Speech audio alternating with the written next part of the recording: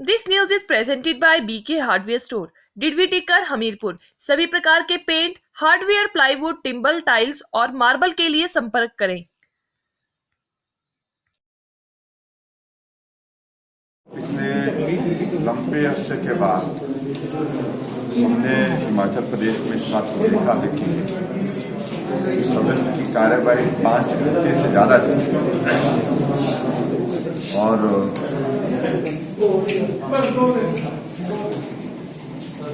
और उसमें सिर्फ पूरा सदन जो है वो माननीय पूर्व में सदस्य रहे, उनके लिए शोकोदगार में अपनी बात कहते थे। स्वाभाविक रूप से हिमाचल प्रदेश के बहुत वरिष्ठ नेता श्री वीरभद्र सिंह जी का इस बीच में दुखद निधन हुआ। वो माननीय सदन के अभी तक सदस्य थे। सभी माननीय सदस्यों को लगा कि उनकी कुछ संस्मरण उनके मन में है, उनका जिक्र यहाँ करें और आदमी श्रद्धांजलि दें। उस दृष्टि से सभी सदस्यों ने, अधिकांश सदस्यों ने उसमें भाग लिया। और उसी प्रकार से नरेंद्र बरागटा जी भी हमारे वर्तमान विधानसभा के सदस्य थे, चीफ व्हिप थे, वो भी नहीं रहे। और ऐसे में मिलाकर के कुल 5 सदस्यों के बारे में विधानसभा के अंदर मैंने देखा, पहली बार इसी सत्र में शोकोदगार लोगों ने जाहिर की गई और पूरा सत्र जो है वो आज शोकोदगार में बीता है। और सदन की जो हमारी स्थापित परंपरा है उसके अनुसार अगर किसी सिटिंग एमएलए की इस प्रकार से मृत्यु हो तो सदन को एक दिन के लिए स्थगित करने की परंपरा नहीं है। इस परंपरा का अभी आज हमने निर्वहन किया, इसलिए बाकी की कार्यवाही आज की नहीं होती है। पिछले लंबे अरसे के बाद हमने हिमाचल प्रदेश में इस बात को देखा है कि सदन की कार्यवाही 5 घंटे से ज्यादा चली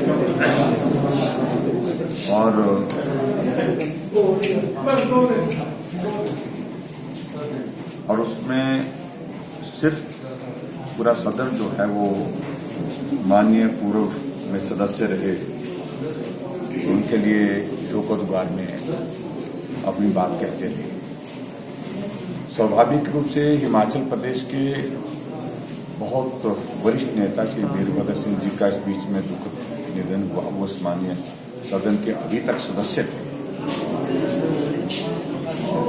सभी माननीय सदस्यों को लगा कि उनकी कुछ संस्मरण उनके मन में है, उनका जिक्र यहाँ करें और आदमी श्रद्धांजलि दें। उस दृष्टि से सभी सदस्यों ने, अधिकांश सदस्यों ने उसमें भाग लिया। और उसी प्रकार से नरेंद्र बरागटा जी भी हमारे वर्तमान विधानसभा के सदस्य थे, चीफ व्हिप थे, वो भी नहीं रहे। और ऐसे में मिलाकर के कुल 5 सदस्यों के बारे में विधानसभा के अंदर मैंने देखा, पहली बार इसी सत्र में शोकोदगार लोगों ने जाहिर की गई और पूरा सत्र जो है वो आज शोकोदगार में बीता है। और सदन की जो हमारी स्थापित परंपरा है उसके अनुसार अगर किसी सिटिंग एमएलए की इस प्रकार से मृत्यु हो तो सदन को एक दिन के लिए स्थगित करने की परंपरा नहीं है। इस परंपरा का अभी आज हमने निर्वहन किया, इसलिए बाकी की कार्यवाही आज की नहीं होती है। पहले मुझे जो एक संदेश प्राप्त हुआ था जिस पर एफआईआर भी दर्ज हुई है और बाकी की तफ्तीश, बाकी सारी इन्वेस्टिगेशन की प्रोसेस उसमें आगे है। और आज मुझे इस बात को लेकर के हैरानी है कि उसी तरह की एक और कॉल जिसमें श्री जगत प्रकाश नड्डा जो भारतीय जनता पार्टी के हमारे राष्ट्रीय अध्यक्ष हैं, उनका नाम भी जोड़ा गया है हमारे नाम के साथ कि अगर इस प्रकार से तिरंगा झंडा फहराने की कोशिश करेंगे तो उसमें उस सिलसिले में उन्होंने धमकी के रूप में अपनी बात कही है। और यहाँ तक के कहा कि आप सुरक्षा की अगर बात कर रहे हैं तो सुरक्षा तो बेअंत सिंह को भी दी, तो वो मुझे लगता है कि थोड़ा एक गंभीर एंगल है उस दृष्टि से। जो हमारी सिक्योरिटी एजेंसीज हैं हमारी, वो सारी चीज़ों का एग्जामिन कर रही हैं। आज मुझे मालूम पड़ा कि विपक्ष के नेता मुकेश अग्निहोत्री, विपक्ष के और भी माननीय सदस्य आशा कुमारी, सुखविंदर सुक्खू, उनको भी इस प्रकार के संदेश आए हैं, कई को कॉल आए हैं। उन सारी बातों का हम संज्ञान लेने के बाद क्या कार्रवाई की जा सकती है। और मैं इतना जरूर कहना चाहता हूं कि हिमाचल प्रदेश पूरे जोश और जुनून के साथ जो है 15 अगस्त मनाएगा, और हम ही नहीं बल्कि पूरा हिमाचल प्रदेश का हर एक नागरिक हर घर में जो है वो झंडा फहराएगा। इस बात के लिए मैं हिमाचल प्रदेश की जनता से निवेदन भी करना चाहूँगा कि तिरंगा हर घर पे 15 अगस्त को होना चाहिए।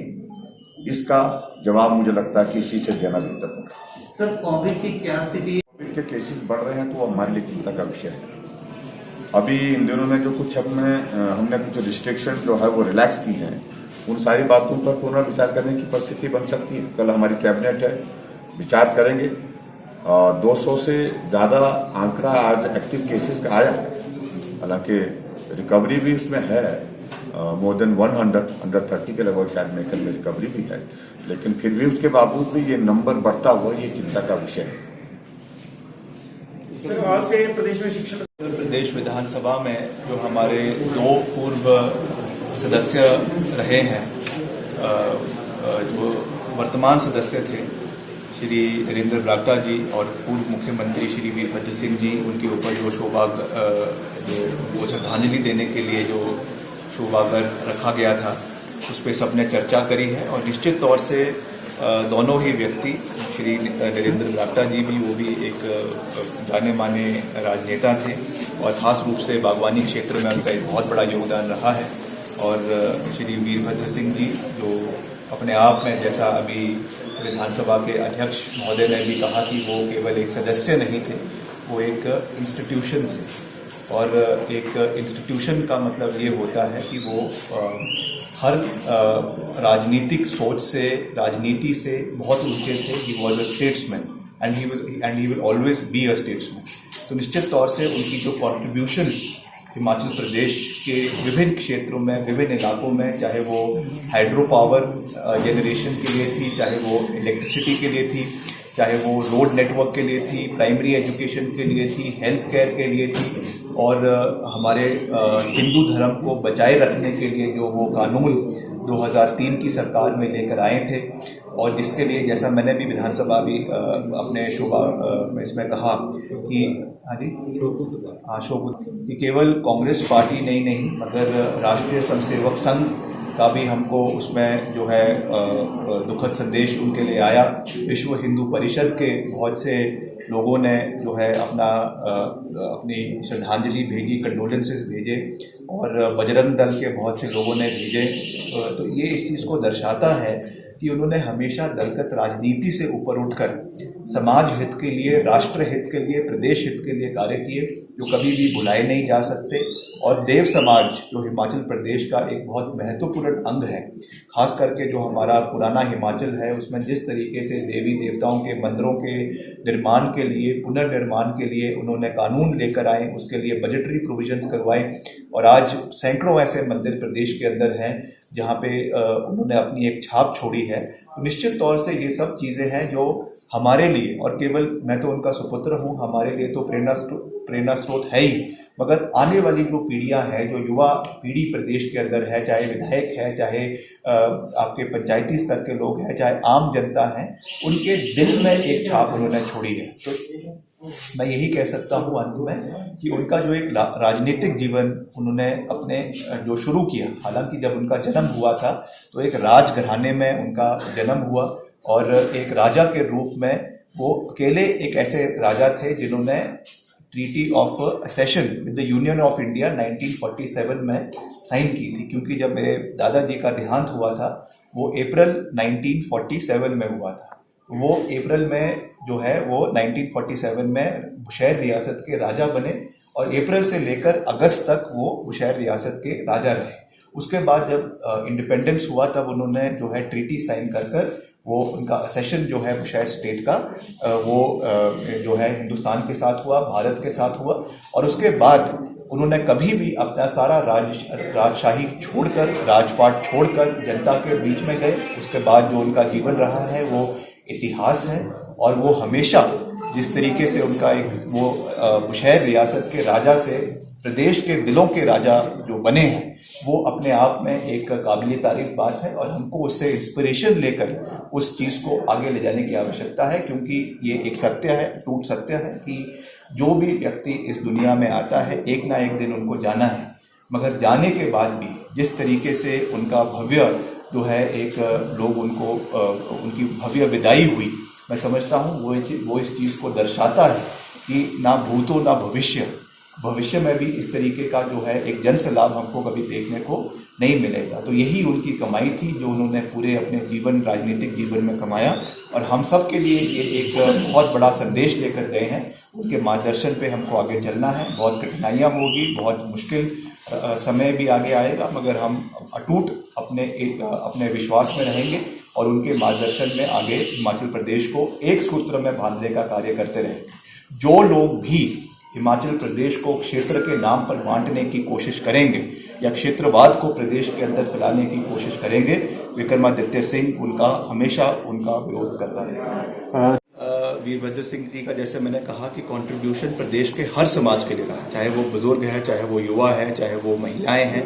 और निश्चित तौर से जब रिज पर उनकी प्रतिमा लगनी चाहिए, क्योंकि डॉक्टर परमार हिमाचल प्रदेश के निर्माता है, उसमें कोई दो राय नहीं है। मगर आधुनिक निर्माता हिमाचल प्रदेश के श्री वीरभद्र सिंह जी थे, जिन्होंने प्रदेश का चप्पा चप्पा उन्होंने सांसद के रूप में, मंत्री के रूप में, मुख्यमंत्री के रूप में जो है वो उन्होंने देखा है, वहाँ पे कार्य किया है। और हिमाचल प्रदेश को आज जहाँ पे प्रदेश हैं उसको वहाँ पहुँचाने में उनका एक बहुत बड़ा योगदान रहा है।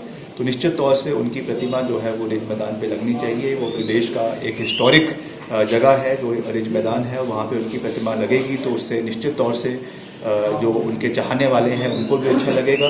और जो हमारे आने वाली पीढ़ी प्रदेश के अंदर है उनमें भी एक अच्छा मैसेज जाएगा कि एक ऐसे व्यक्ति जिन्होंने प्रदेश के लिए अपना जीवन दिया, प्रदेश के लिए कार्य किया, उनको ये मान सम्मान दिया गया है। And it will be an inspiration for the younger generation and the generation that is yet to come.